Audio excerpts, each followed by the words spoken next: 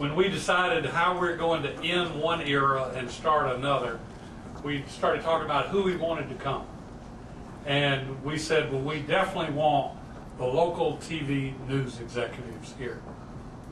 And as we talked some more, we said, well, we would like to have the association and representatives of bloggers here. And some of you long-term TV people can remember when you were the new media. And some of you bloggers can remember when you really were new, but you're not so new anymore.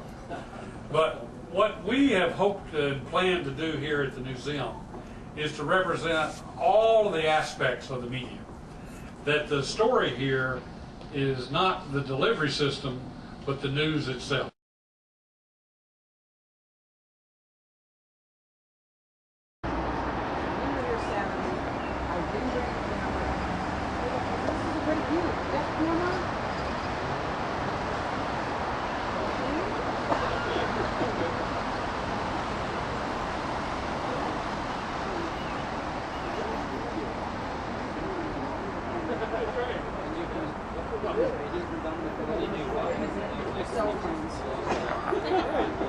But hey, you know how to work the radio, right? So Yeah. hey, there you go.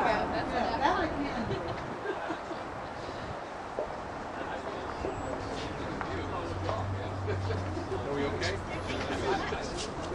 Hi, this is Danny Glover with iBlast TV. I'm here with Mark Tapscott at the opening of the museum, or actually it's a preview for bloggers in Washington, D.C.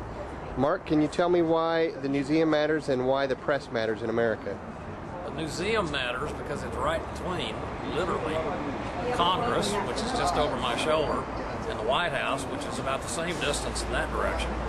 And the news media matters in America because if we don't have an independent news media, we won't know what those guys and those guys are doing with our tax money and with our public business.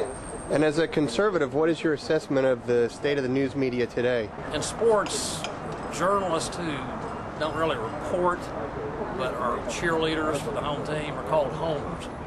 And unfortunately, we have too many journalists in America today who are basically homers for big government. So I think we need much more in the way of critical journalism rather than cheerleading journalism for government. How can we make that happen? More bloggers. More bloggers, because bloggers by definition are independent. They tend to be contrarians to begin with, otherwise they wouldn't become involved in acting public policy comment. And just by virtue of the fact that they are covering just about every issue you can think of, they will encourage the development of a more skeptical mainstream media. And now we've got a bunch of watchdogs watching the watchdogs. Blogging used to be called writing a letter to the editor. The only difference now is that the letter to the editor is automatically printed. When Dan Rather used memos in a 60 Minutes report about President Bush that were questionable, the authenticity couldn't be verified of those memos. The blogs really created a scandal out of that story, and they just harped on it and beat the drum until eventually Dan had to come out, apologize, and step down a few months later. So the ego of the journalist is bruised. Tough.